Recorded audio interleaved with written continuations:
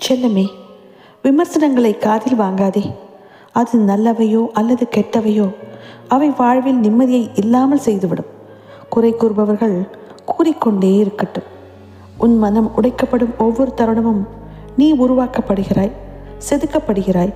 அதனால் வலிகளுக்கு நன்றி கூறி புன்னகையுடன் ஏற்றுக்கொள். இதுவும் கடந்து போகும். பதப்படுத்தப்பட்ட உணவுதான் கெட்டுப்போகாமல் நீடிக்கும்.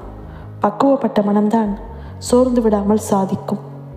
நன்றி கெட்ட நாயே என்ற திட்டம் மட்டுமே தெரிந்தவர்களுக்கு தெரிந்திருக்க வாய்ப்பில்லை நாய்கள் அகராதியில் துரோகம் என்ற வார்த்தை இல்லை என்பது.